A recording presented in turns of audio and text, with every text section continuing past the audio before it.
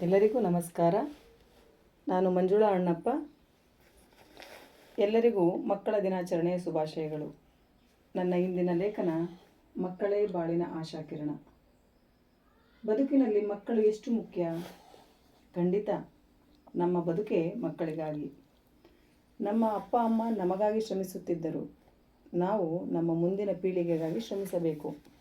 ಹಾಗೆಂದರೆ ಅವರಿಗೆ ಒಂದಷ್ಟು ಶಿಕ್ಷಣ, ಹಣ, ಆಸ್ತಿ ಇವಿಷ್ಟು ನಮ್ಮ ಮುಂದಿನ ಪೀಳಿಗೆಗೆ ಸಾಕಲ್ಲವೇ?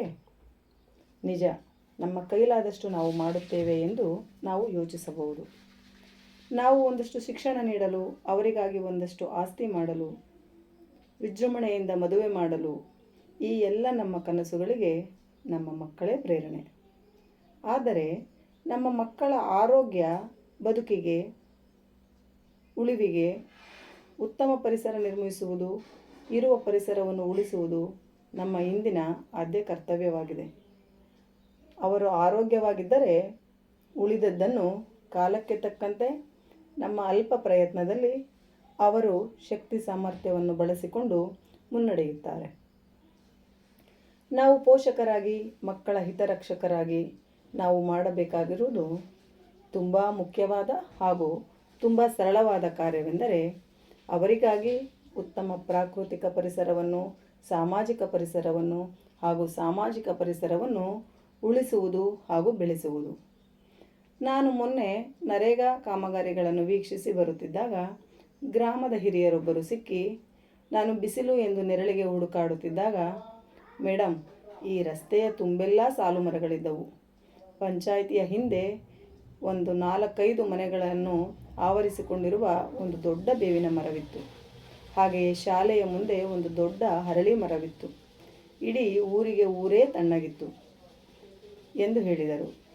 ನಮ್ಮ ಪಾಠವೆಲ್ಲ ಆದಷ್ಟು ಅರಳಿ ಮರದ ಕೆಳಗೆ ನಡೆಯುತ್ತಿತ್ತು. ನಾವು ಚಿಕ್ಕವರಿದ್ದಾಗ ಹೊಲಗಳಿಗೆ ಚಪ್ಪಲಿ ಧರಿಸಿ ಹೋಗುತ್ತಿರಲಿಲ್ಲ. ಮಣ್ಣಿನ ಮೇಲೆ ಕಾಲಿಟ್ಟರೆ ಮಣ್ಣು ಹತ್ತಿಯಂತೆ ಕಾಲಿಗೆ ತಾಗುತ್ತಿತ್ತು. ಇಂದು ರಾಸಾಯನಿಕ ಗೊಬ್ಬರಗಳನ್ನು ಹಾಕಿ ಹೊಲಕ್ಕೆ ಕಾಲಿಟ್ಟರೆ ಕಲ್ಲಿನಂತೆ ಭಾಸವಾಗುತ್ತದೆ. ಅಲ್ಲದೆ 10 ಪೈಸಕ್ಕೆ 10 ಬೆರಳಿಗೂ ಬೋಟಿ ಸಿಗಿಸಿಕೊಂಡು ಊರೆಲ್ಲ ಸುತ್ತುತ್ತಾ ಆಟವಾಡುತ್ತಿದ್ದೆವು. ಇಂದು ನಮ್ಮ ಮಕ್ಕಳಿಗೆ ಆ ಸಂತೋಷವಿಲ್ಲ. ಮುಂದಿನ ಭವಿಷ್ಯ ಹೇಗೋ? ಹಣದ ಬೆನ್ನು ಹತ್ತಿದ ನಾವು ನಮ್ಮ ಮಕ್ಕಳ ಭವಿಷ್ಯವನ್ನು ಚಿವುಟುತ್ತಿದ್ದೇವೆ. ಅಭಿವೃದ್ಧಿ ಹೆಸರಿನಲ್ಲಿ ಮನುಷ್ಯ ಜೀವಿಯೇ ಅಳಿವಿನಂಚಿನಲ್ಲಿದೆ ಎಂಬ ಘೋರ ಸತ್ಯವನ್ನು ಅವರ ಮಾತು ತಿಳಿಸಿಕೊಟ್ಟಿತು. ಅಭಿವೃದ್ಧಿಯ ಹೆಸರಿನಲ್ಲಿ ನಾವು ನಮ್ಮ ಪ್ರಕೃತಿಯ ಮೇಲೆ ನಿರಂತರ ದಾಳಿ ಮಾಡಿ, ಪ್ರಕೃತಿಯನ್ನು ಹಾಳು ಮಾಡಿ ನಾವು ನಮ್ಮ ಮಕ್ಕಳಿಗೆ ಏನೇ ಮಾಡಿದರೂ ಅದು ನಿರರ್ಥಕವೇ.